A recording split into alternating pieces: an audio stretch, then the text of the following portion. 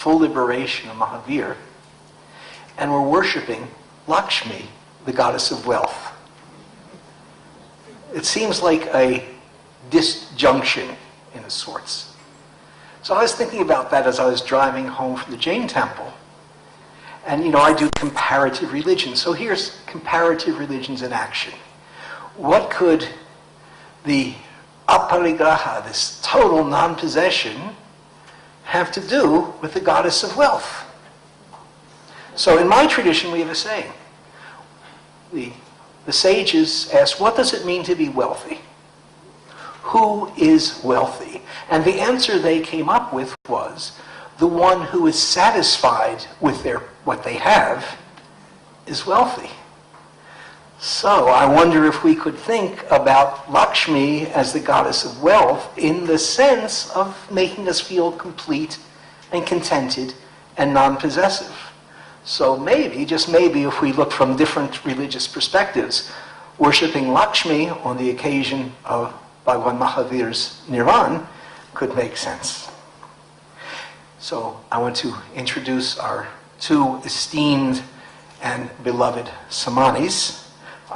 Samani Unata Pragya has been with us a number of years and is very active in teaching classes in the Department of Religious Studies and encouraging students through meditation clubs and vegetarian society, and does great work here.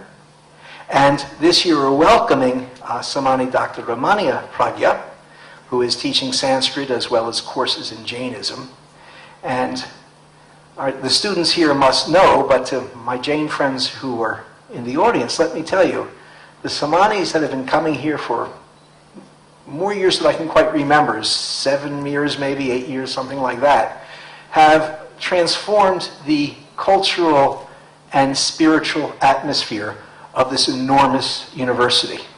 Two humble women dressed in the white of the renunciation have had such an impact. And Jainism is a very small religion with a very huge impact on the world.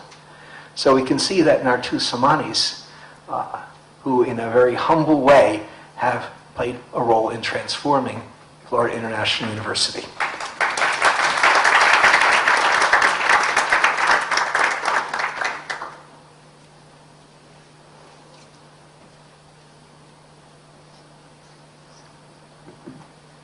We'll just start off with our traditional mantra, Namaskar Mahamantra.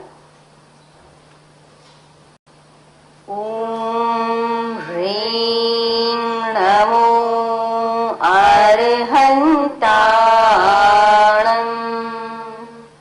Om Hrim Namo Siddhanam. Om Hrim Namo Ayariyanam. Om Hrim Namo Uvajjayanam. Om Hrim Namo Loe Sarvasahunam. Om Hrim Namo Arhantanam. Om Hrim Namo Siddhanam. Om Hrim Namo Ayariyanam. Om Hrim Namo Uvajjayanam. Om Hrim Namo Loe Sarvasahunam.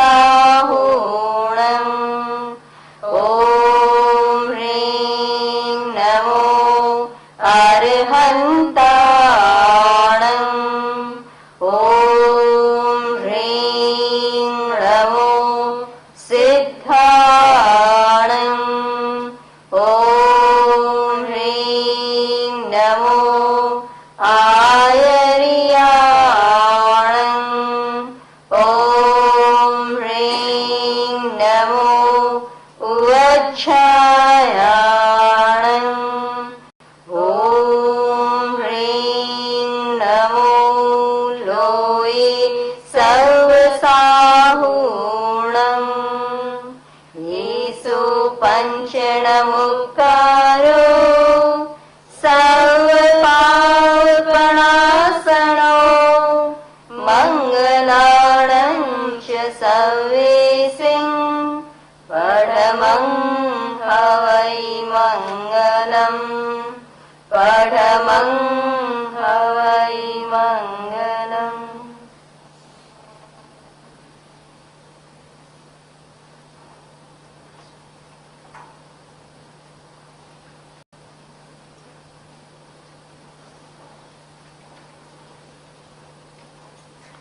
Thank you very much. And I want to call upon Professor Neptune Srimal, who does double duty here. He is a member of the faculty at FIU, and he is also president of the Jain Education and Research Foundation. So on behalf of both, but I guess mostly JERF, I call on Neptune Srimal.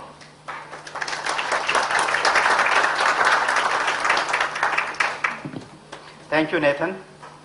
I welcome to you all on behalf of the Jain Education and Research Foundation on this beautiful South Florida evening and on the day after Diwali, which is a very auspicious day for all Indians. And as Nathan says, that we also celebrate Lakshmi, the goddess of wealth, as well as Mahavira's passing away and renunciation. You know that people who don't know about Jainism, it's one of the oldest religion in India and the world. And like Buddhism, it puts highest emphasis on non-violence and not doing harm to anyone. Living in peace, not only with humans, but with all creatures of the earth, including plants. We formed the Jain Education Research Foundation 3 years back with the aim of bringing this ancient philosophy and the ancient wisdom, ancient Eastern wisdom, in a modern Western academic tradition. We wanted to bring these two together. And the result of this cross-pollination has been spectacular for all of you to see here in Florida International University. Within this short period of time, we have a Jain Studies program here, which is perhaps the biggest and the best program in whole of US right now. We have 2 full-time professors, Professor Katz, our first Bhagwan Mahavir professor, and Professor Stephen Bose, who is one of the brightest young Jain scholars in US right now. We have 2 visiting professors in the form of our 2 Samanijis, Samani Unnata Pragyaji and Samani Ramaniya Pragyaji. But apart from that, we have graduate fellowships, so anyone who wants to study any aspect of Jainism, it can be Jain art, culture, literature, society, philosophy, religion. We have 2 fully paid graduate fellowship that pays for their tuition as well as their living stipend for 2 years. So if you know of anyone who wants to do those study, please get in touch with Professor Katz and apply for it. It's open right now.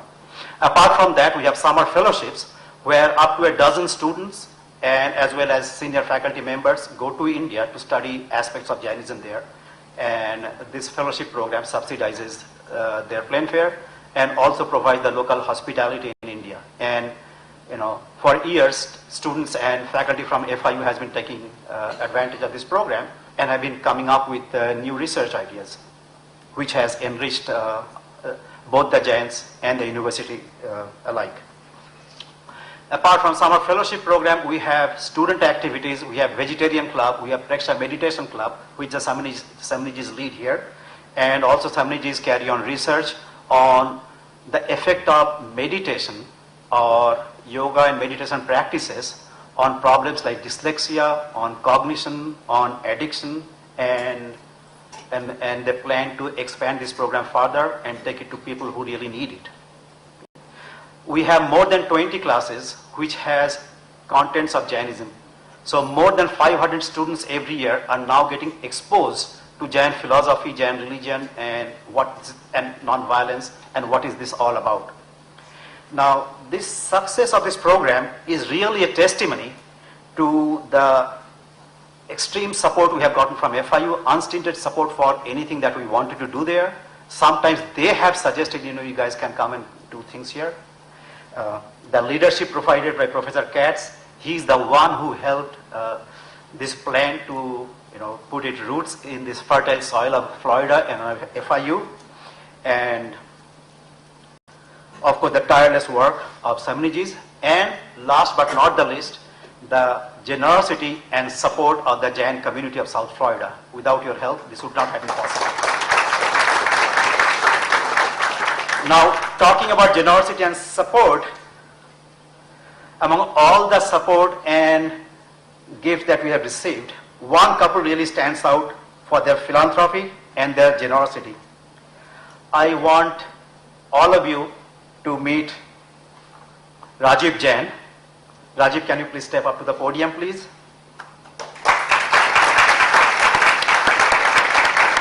Rajiv was one of the first and biggest donor for the endowed chair that we established in Florida International University.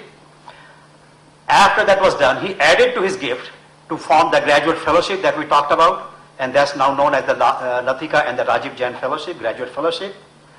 But that was not the end of his philanthropy. He recently made a gift of $300,000 to FIU. That will not go for Jain program or any focus program like that. That will go to the students who are first generation college students in their family. And this $300,000 will be matched with state funding. So it will become $600,000, and it will support more than 100 students through their entire college career. And without any return to Rajiv, he's the most humble, and you can see how self-effacing, and is a very shy guy. It's been an effort to draw him over here. So when we asked Rajiv about that, he commented that college education is a life-changing event for any person. And when we are getting an opportunity to do that, this is what better way can be to make this world a better place by opening and giving the opportunity of better life to so many students. And since the state matching and FIU is doing that, he said he's all for it. And what he said, that what he done now is just the opening, and once this program is successful, he'll be doing more. Now, so obviously you all get inspired and encouraged by that. One person who got very encouraged by that is our ex-president, Sapan Bafna. Sapan, where are you? And Gitika. So Sapan made a gift in his own way, and that will also support several students through their college career.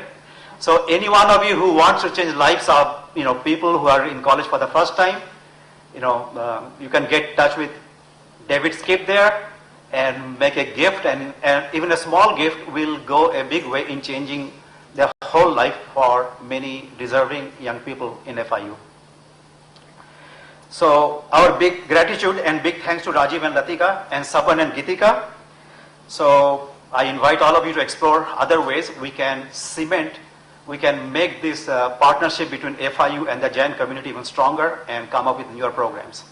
Thank you very much, Professor Katz.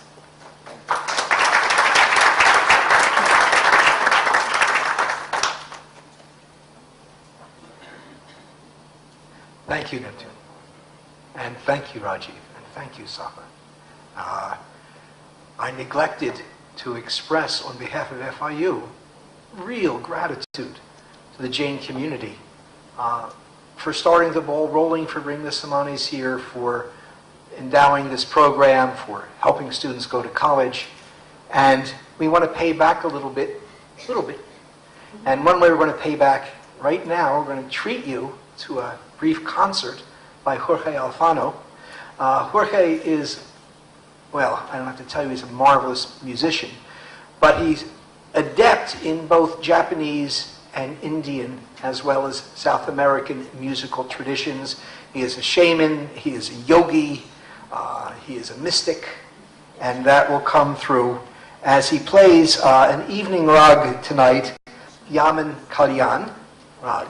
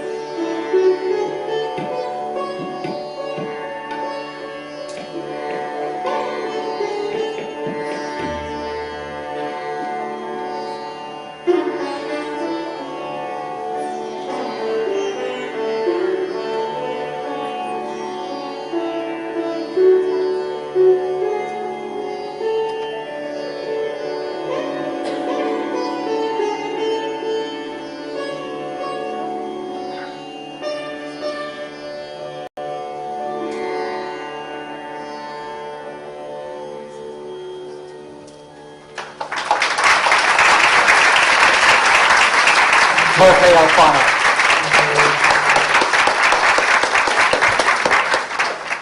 Beautiful. Thank you so much, so much. Have to catch my breath for a moment. Your endowment does many of the things that Professor Sriman was telling you about, exchanging students, sending our faculty to India, and so on, and bring the Samanis here. But we also have 2 lecture series. The Mahavir Nirwan lecture. This is the second Mahavir Nirwan lecture. And the idea is for this lecture at this time every year is to talk about how Jainism can be applied to other endeavors. So last year we had Deepak Jain talk about Jainism in entrepreneurship, management, and so forth. This year, of course, we have our guest speaking about Jainism and medicine. In the spring, we have a more traditionally academic series on Mahavir Jayanti time. And we'll have our 4th Mahavir Jayanti lecture this spring. Next year, at this time of year, we're having an international conference on Acharya Tulsi and the making of modern Jainism. And we will be bringing scholars from India, from the West Coast, from England, from around the world to talk about what is modern Jainism and what was Acharya Tulsi's role in creating it. Tonight, we're going to talk about Jainism and medicine. And my friend, Dr. Manoj Jain, will be speaking. He's an infectious disease physician, a writer, and an adjunct clinical professor at the Rollins School of Public Health at Emory University. He writes regularly for the Washington Post, for the Memphis Commercial Appeal, and his writings, interviews have appeared in the New York Times, the Times of India, NPR, CNN, the Annals of Internal Medicine. And for fun, he writes cookbooks and children's books. In fact, this is not quite out yet, but it will be. It is a children's book about the life of Mahavir, which in part we're celebrating today, which Manoj wrote, and Demi, who is a wonderful, wonderful illustrator, provided this. This should be available very soon. And he also has a book on Jain food, Compassion and Healthy Eating, by Manoj and Lakshmi Jain, and by Tala Dalal, who is a chef extraordinaire in India. So I really want to take one of these. He received his engineering, doctorate, and public health degrees from Boston University. And during his fellowship at New England Medical Center at Tufts University, he also served as a consultant to the World Bank on HIV epidemiology. He's a former board chair for the M.K. Gandhi Institute for Nonviolence and worked closely with Arun Jain, whom, incidentally, we have brought to FIU to speak in the past. So Arun Gandhi and Manoj worked together on nonviolence. And he's conducted research in spirituality and medicine to study the therapeutic effect of prayer in collaboration with the Harvard Medical School. He is also, as you are about to find out, a wonderful guy. So please welcome Dr. Manoj Jain.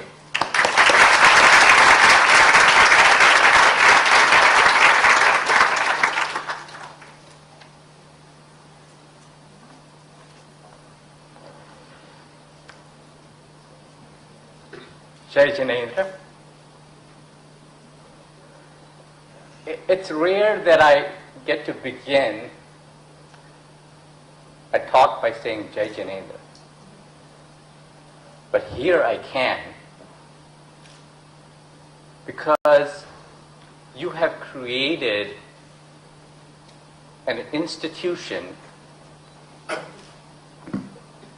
that begins to look at values of a culture so ancient, yet we do not want that to be forgotten. So Jai Janendra. Jai Janendra. Okay. Nathan, thank you for such a warm welcome. Possibly my mother may have had your cell phone number that she exaggerated all the things that you said, but I appreciate that. Neptune ji, thank you for inviting me. Rajiv ji, thank you for all the work you do. Shamni ji, it's wonderful meeting with you, and Stephen also. A warm welcome to FIU for me. Recently I saw a patient at the hospital. A man in his 50s, African American. He was in the hospital gown, sitting in his room in a corner. I was walking in. It was my first patient of the day. And as I always do, as an infectious disease doctor, I put my hand under the hand sanitizer, the Purell, you know the Purell stuff. And if those of you who are from India, you know what gandotak is? जैसे अपन मंदिर में गंदोतक लेते हैं. I used that. And I took the hand sanitizer and I was rubbing my hands. And I didn't notice that the man was moving. And I was hearing this rumbling murmur sound coming from that end of the room. And I said, "Good morning, Mr. Jones." In fact, that was his name. I don't need to worry about HIPAA laws because there are so many Mr. Joneses. And I said, "Good morning, Mr. Jones." And I still hear this noise. He was in the hospital because he had a line infection. His line had become infected. He needed dialysis. And Neptune ji and I were just talking, and he was telling me how his mom passed away because of a hospital-acquired infection. And unfortunately, that's a common event. But my patient wasn't that sick. But as I was walking in, I had this fear. What happened? Did he have a heart attack sitting in the hospital room and the nurses never noticed? What happened? As I was saying, Mr. Jones, then I heard him, his head bowed, and I realized that he was praying. He was praying. And so I too paused, because I know the power of prayer. In fact, I had the opportunity to work with Herb Benson on multiple studies on the benefits of prayer. And so I too bowed in prayer. And I bowed and I stood there in my white jacket with my stethoscope. And I bowed and I listened, and then I heard him say, "Oh God, I have to go now. My doctor's here." I joke you not. That's an honest story. So, doctors hold a special place in the world and in the lives of individuals and patients that they treat. And there are many amongst us who are doctors and from the medical profession, and I want to address that issue today.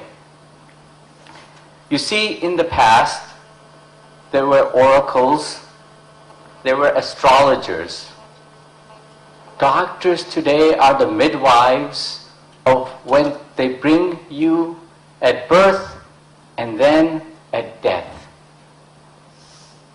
How can we make that profession of medicine better from the teachings of all of the religions and from the religion of Jainism? So I begin with the first and fundamental question. Is religion healthy for you? And I'm going to finish this question very quickly. It doesn't matter what religion, but a number of clinical trials have been done, and Harold Koenig, a professor in North Carolina, has done a book on this. And what we do know is that, yes, religion is healthy. There's been a study done in Netherlands and Seventh-day Adventists, but you could say, well, the Seventh-day Adventists are vegetarians, and yes, they are. And yes, religion brings a healthy lifestyle. But what they found was the men lived 9 months, 9 years longer. There was another study done in California. And again, they found for a 6-year follow-up, there was a 46% lower mortality. And we controlled for all the behaviors, right? People who are religious tend to smoke less, go to church more, and get less involved in risky activities like riding the motorcycle with one wheel up. Yeah? And so what we find is, yes, even if you take those into account, 25% lower mortality. Okay, that aside. Let's take that issue aside. So I want to break up my talk into several parts this evening. First, I want to talk to you about Jainism. I know there are many people here who are Jain, and there are many people who are not. So I'm going to spend about 5 minutes covering those issues. And there's so much to talk about, but I'm going to take only 3 aspects of Jainism, and then to build upon them. And to build upon them like the first story that I told you at the start of this. By stories. Patient stories. Because that is what will ground our conversation. And in fact, after you leave, the only thing you'll remember are the stories.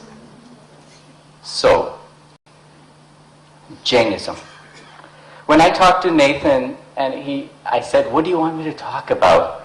He says, how does Jainism enhance medicine? Okay, I can talk about that. But I want to first talk about how does medicine or how does science enhance Jainism? And so I begin that with the following. For those who are Jains, they know that Jainism has the following philosophy, which I will go in a little bit detail. There are 3 jewels, Samyak Darshan, Samyak Gyan, Samyak Charit, 5 vows, which is non-violence, truth, non-stealing, celibacy, non-attachment, and 9 tattvas. Tattvas are essentials. Jeev, living, ajeev, non-living, pudgal, pap, and so forth. What I propose is something that science teaches us, which is this. Everything evolves. And I think religion also evolves. We need to rethink of the categorizations of the Jain traditions. And so here is a thought. And I have many people who disagree with me, including my wife, who would be very upset that I'm talking about this in front of an audience. But good thing she's not here, so I can talk. I think we need to reclassify the 3 main beliefs or 3 main paths. Faith, knowledge, action. As you know, in Hinduism, there is Karma Yoga, Jnana Yoga, Bhakti Yoga, and Raja Yoga. Those are different paths. Very similarly, in Jainism, we need to talk about those philosophically. If you recall, we had the 5 vows. You know, non-stealing doesn't really work. What we need to look at, as Natmal Tatia talked about, is the 3 core principles. The triple A's. Ahimsa, Anekantvad, Aparigara, or non-violence, non-absolutism, or non-possessiveness. Core principles on which Jainism is based on. And then, remember the no tattvas? Well, no tattvas are good, yet we can simplify them and condense them into theories. Jeev, theory of karma, ajeev, theory of substance, and remember, Pudgal, Path, all of that goes into the theory of karma, and then theory of moksha. And so, when we're talking about Jain religion in the modern day, we can talk about those in those contexts. With that, I finish the conversation on the philosophy of Jainism. And I begin a conversation about a patient. Let me introduce you to Mr. Banada. Mr. Vanada, a gentleman in his 60s, mid-60s, in fact, he had just retired from FedEx as an executive. He was a Vietnam veteran, a major, and he had done well there. Never married, lived alone. And he began just 6 months after his retirement to have abdominal pain. Such excruciating abdominal pain that he had to be admitted to the hospital. And so he was admitted to the hospital. I was asked to see him because he was having fevers. In fact, when I went to see him, he was, जैसे हिंदी में बोलते हैं, in Hindi तड़प रहा था. He was shaking with fevers. A sweat which looked like tear dropped from his brow down. And I looked at him and I said, how do I express compassion to this man?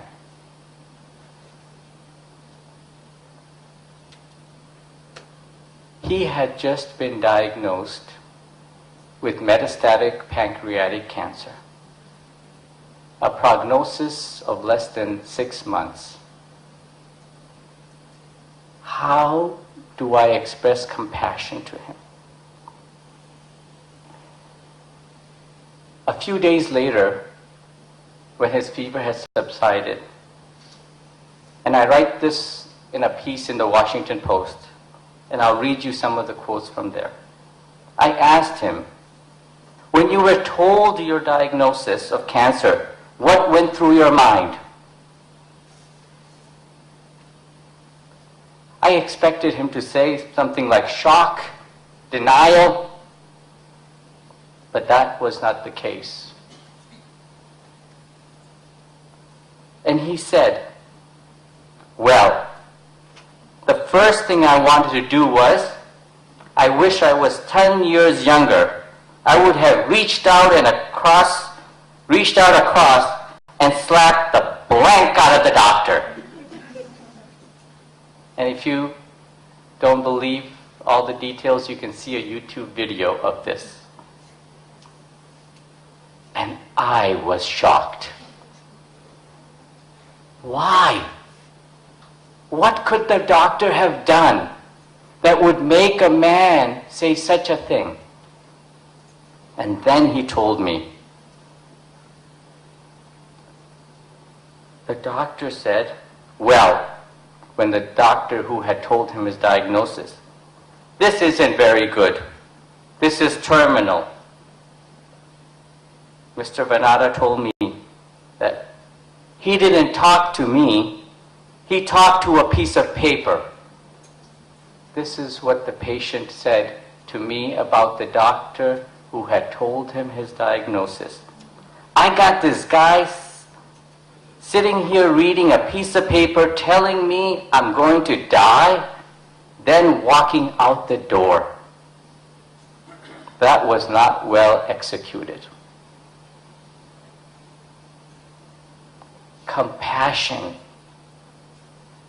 Where is compassion in medicine? What do patients want? What patients want from their doctor is this. They want them to be competent. They want them to communicate. They want convenience, but they also want compassion. And studies show that there is lack of compassion in medicine. In fact, there's a very interesting study done in Arkansas. And what they did is they looked at medical students. And what they found was this. When they tracked medical students and their level of empathy, compassion, what happened was every year they went through medical school, guess what happened to their compassion numbers? Went down. It went down by 10% after the second year, by another 10% after the third year. Now, my wife would who's also a doctor, would be happy to hear this. The men had a 10 percentage point lower compassion rating than the women. But the women went down too. Compassion. There's something that we need to do about compassion in medicine. So the question is, can we teach people compassion? Can it really be done? And the answer is absolutely yes. And I would stay up all night with anyone arguing if anyone says no. Because we can. And randomized controlled trials have shown that we have. Dr. Branch, who's a professor at Emory, has shown that if you work with medical students, residents, attendings, we can improve their compassion scores, which is a reflection of the compassion that they are providing to their patients. So, what can Jainism offer?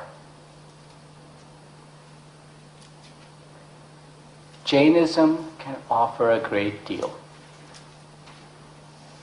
Jainism has an entire area of compassion within the context of bhavanas, or reflections. There are para bhavana.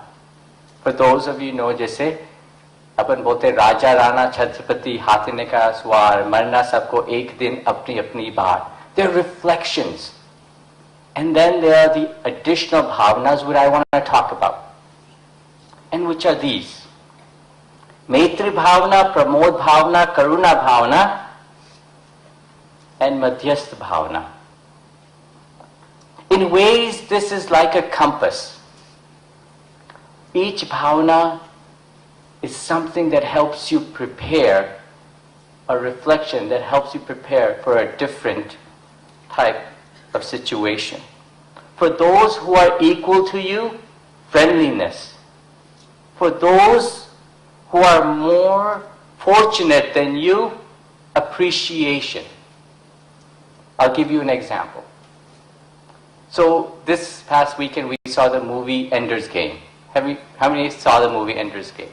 It's a new movie that's come out, and one of our friends' son is in the movie. My son is almost the same age. And when someone equal to you achieves something as like being in the big movies and they grew up together, they play drums together, the first thing that comes is jealousy. What Jainism says, no! You've got to have pramod bhavana. You have to have appreciation.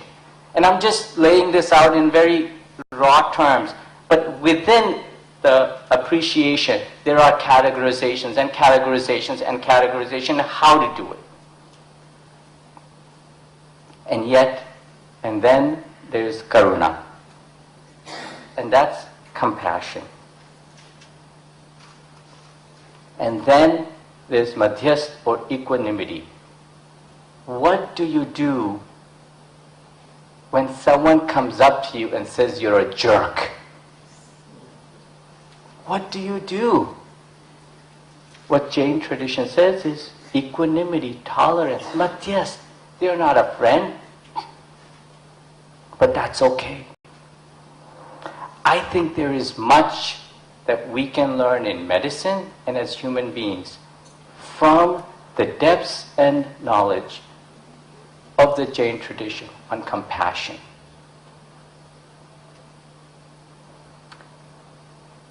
Let's take compassion to another degree.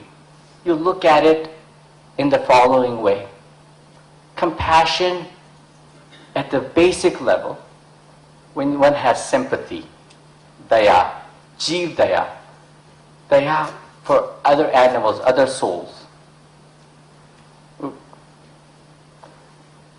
Empathy, anukumpa, very well defined terms. Compassion, karuna, when you feel sympathetic but that you want to do something, right? Sympathy just means I feel sorry for you. Empathy means that I can relate with that sorrow personally. Compassion means I want to do something. And then when you put it all together, seva, doing it collectively. So, all this knowledge exists within the Jain scriptures. It is we and the scholars who need to extract it and make it available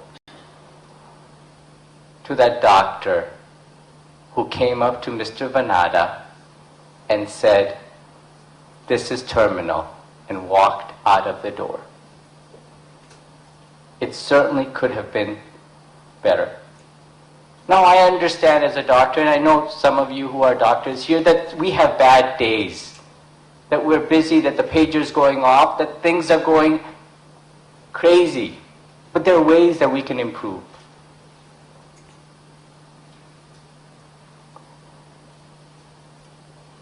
I want to start the second topic.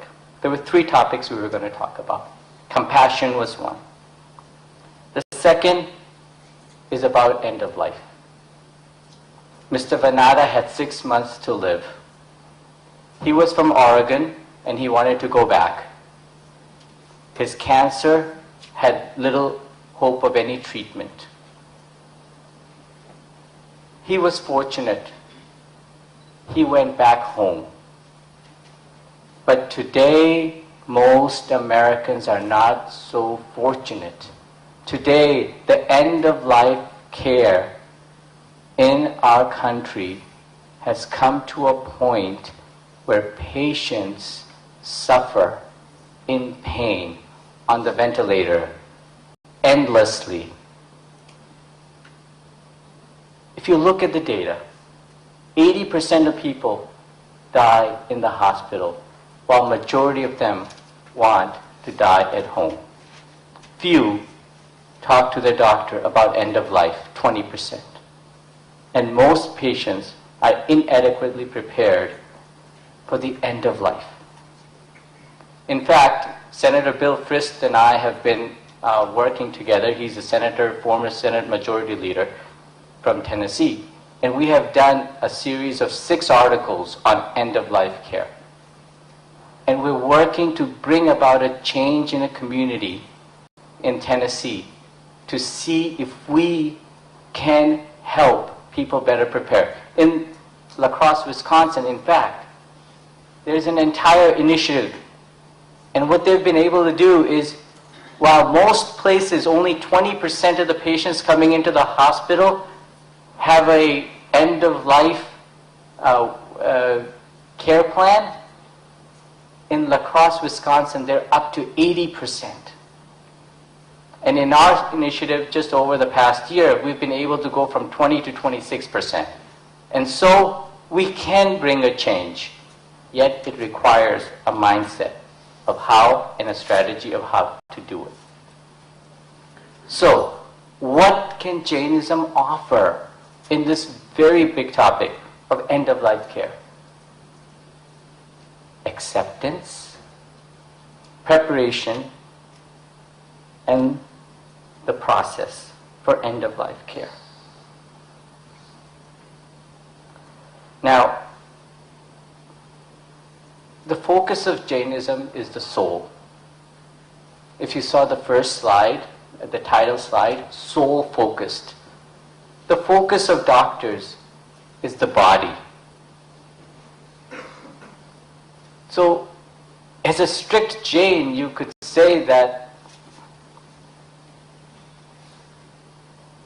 end of life, Jainism, well, the soul is immortal. What does it matter? But that's not true. Jainism has tremendous amount of literature and information about end of life. Just to give you an idea, the concept of salekana, the holy death, it is not euthanasia. The holy death is a concept which is well grained within the Jain mindset. So, when should one have the holy death?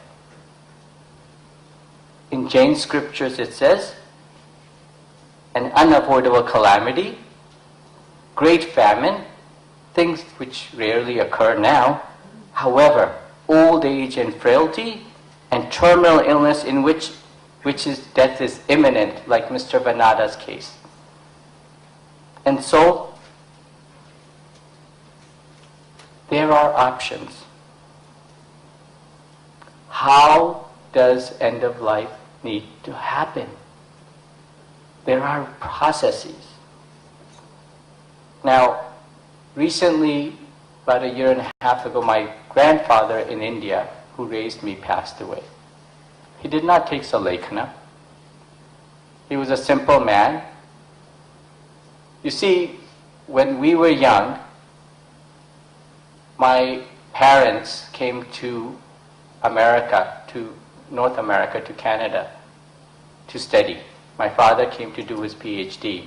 My brother and I were 10 years old when we came, but my parents had left us at the age of 2. My grandfather and grandmother raised us. They were like my parents. And my grandfather was the one who took care of me.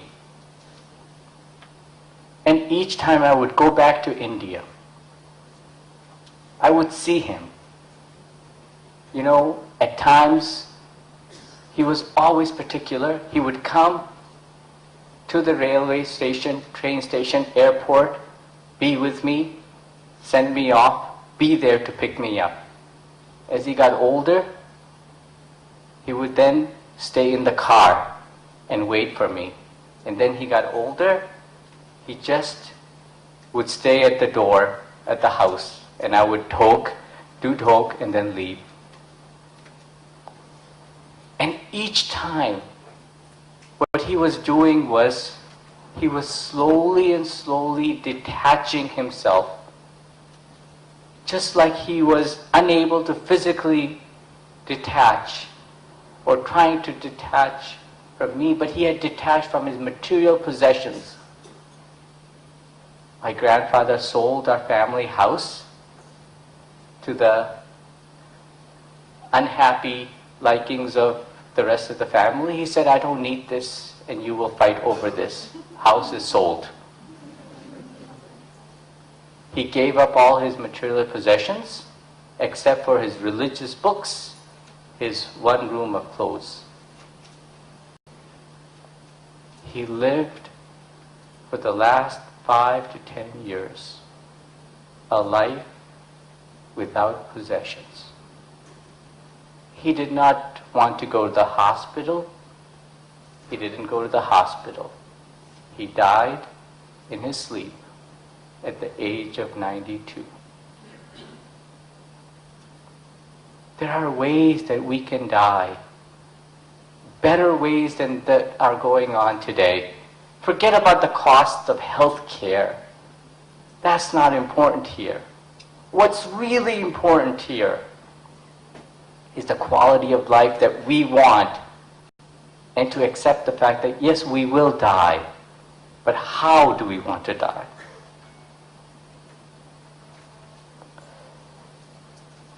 And then I want to conclude with a final story. My third topic is about meditation. Compassion, death, and meditation.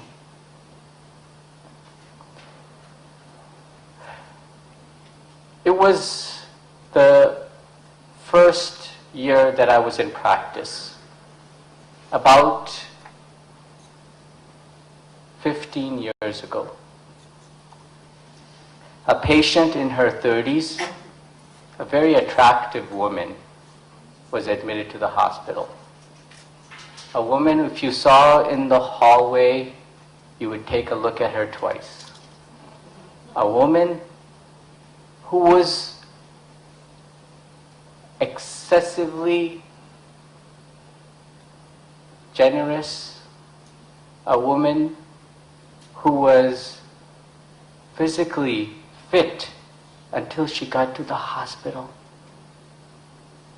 And some weeks before that. And when she was in the hospital, she was breathing heavy, almost as if she had just run a marathon. I will call her Joan. And so Joan was in the hospital and I saw her. In her middle 30s, she was engaged to be married and her fiancé was standing at the bedside and I was there. And I examined her. She had lost some weight. She couldn't breathe. Just couldn't breathe, hungry for oxygen. And then I examined. I couldn't figure out what was going on. Yes, she had a little bit of yeast infection in her mouth. And so the pulmonary doctors came and she went off to get a bronchoscopy done, washing of her lungs. And what we found was that she had a pneumonia that was indicative of AIDS. She had HIV. Her pneumonia was pneumocystis pneumonia. And we were all surprised. She was very short of breath through the whole process. And when I talked to her more, she told me about her sexual partners, one of who was bisexual and probably gave her HIV while she was in college.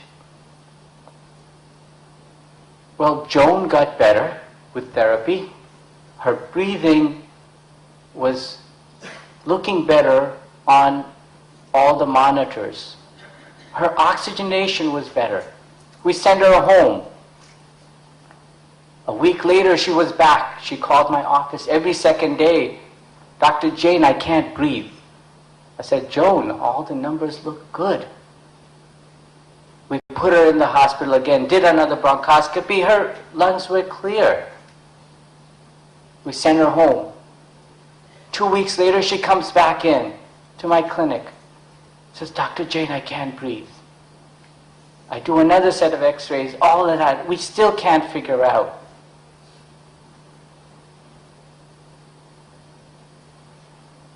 And then the third, fourth, fifth time, I sat down.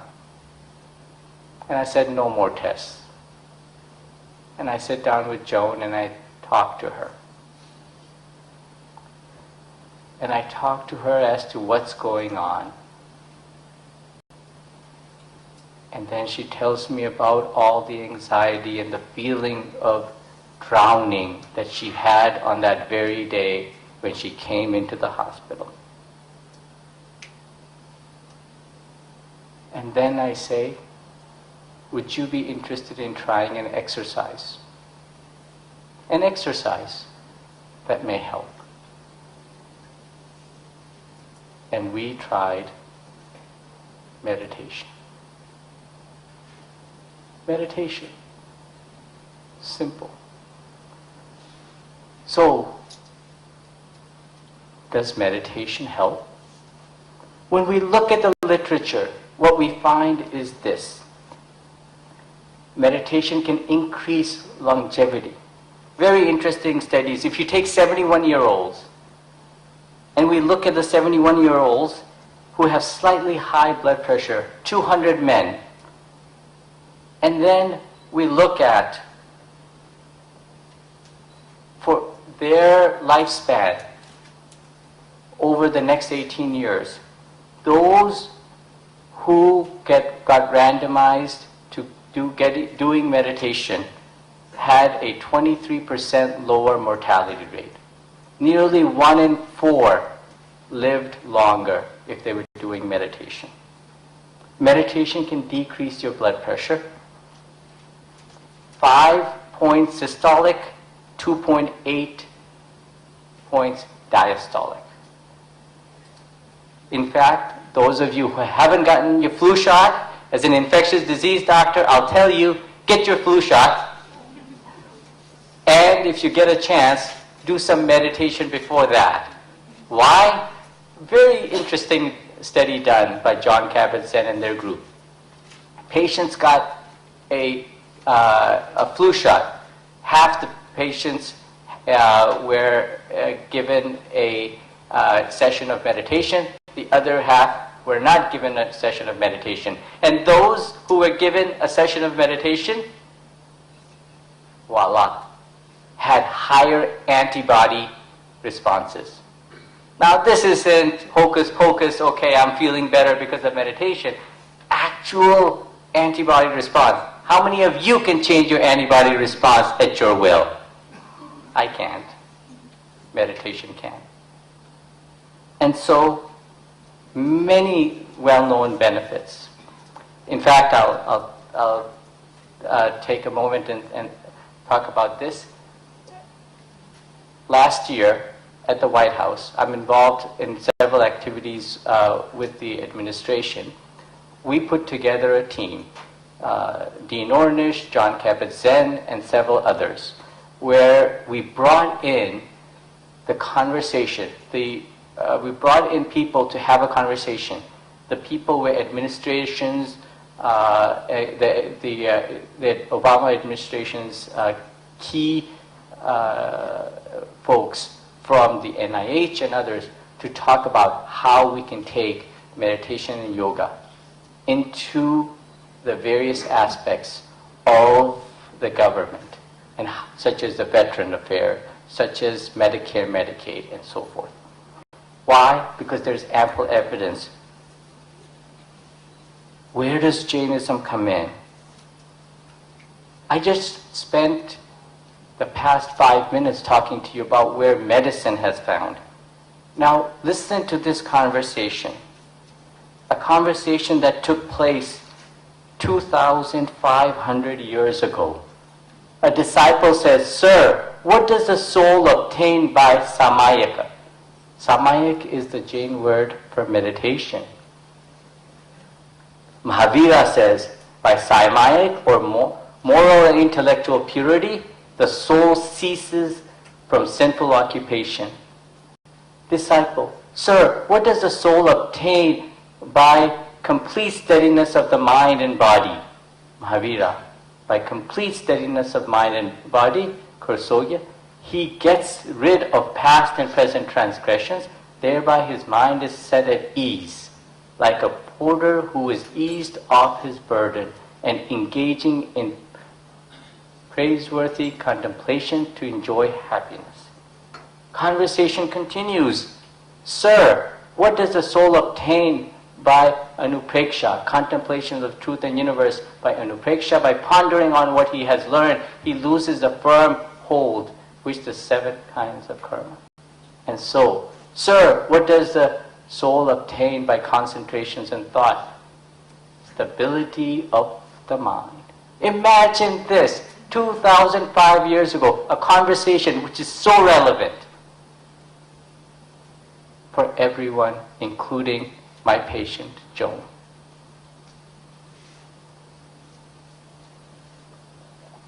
We can make a difference. And it's being already done. We can see a change happening. In 2007, found that 9.4% of over 20 million people used meditation over 12 months, and just a decade earlier it was 7.6%. And so we can bring about a change. We can increase the numbers significantly. In fact, there are ways to do this. When I booked my flight to come to Miami, I had booked it to Miami back to Memphis. But just last week, I got an invitation. And the invitation was from the White House. And the invitation was from the White House to celebrate Diwali at the White House tomorrow. I've been there before, and I've written about it in the Washington Post, about my experience there. But the very fact that President Obama takes the time and the effort to come and celebrate Diwali with some 100 to 200 people from the Hindu, Jain, and the Sikh community is something truly admirable. The fact that he recognizes publicly and says, if you haven't heard the message, please do, what Mahavira's message was, that's truly admirable. And so I want to finish. I told you about Joan. She got better, but then she moved. She moved away from Memphis. Years passed, many years, and then I got a card, and I wrote about this in one of my articles in the New York Times. And the card read the following: Dear Dr. Jain, I just wanted to drop you a note to say hello. It's hard to believe I met you 9 years ago this summer. I have enjoyed wonderful health and a happy life with my husband. My viral load has been undetectable. That's how you measure HIV. That HIV infection was completely controlled. For several years now, and my CD4 count, which is her blood count, was over 400 versus 5. That's when I had seen her. I have so much to be grateful for and wanted to let you know how much I appreciated that all you did for me. I hope this finds you and your family happy and well. All the best. A note. For years on, I carried that note in the car with me. And you know those days when things are not going right, and as a doctor, that's when you get a letter from the lawyer, which has happened to me. And in fact, I have found nonviolent ways of dealing with that letter. So I got a letter from a patient's lawyer saying that she wanted to sue me for something which had happened to her husband. I had seen her husband, and unfortunately he had passed away because of a bad pneumonia. And so I had two choices. I could say, okay, my malpractice company, go at it. Go get their lawyers and stuff. My malpractice company said, don't touch base with the patient, don't do anything. I said no. So I picked up a pen, I wrote a letter, and I sent her the letter, the patient's wife who had sued me. And I said, I'm sorry that your husband passed away. But looking at the chart, I don't think I could have done anything different. Why don't we sit down and talk? Just talk. Instead of the lawyers talking. She didn't want to talk. But she didn't sue me either. So, humans react in different ways. If we are able to reach them in different ways, we have to think differently. We cannot go on in this world of violence, eye for an eye model. So, going back to Joan and her letter, her note to me, I said, her simple words help me reconnect to this truth, that it is an honor and a privilege to help and heal people, not just because I am trained to prescribe drugs, administer injections, and wield the scalpel, but because I am able to help them at the most difficult time of their lives. That's what doctors do. By the same token, my patient let me know that she realized the privilege and security of being cared for and treated by a doctor. The doctor-patient relationship is more than a commercial transaction between retailers and customers. It is a sacred bond in which both parties are interdependent. It is a place where doctors and patients become allies. And so in conclusion, I say, much has happened in the medical profession and in our society to loosen that bond between the doctor and the patient.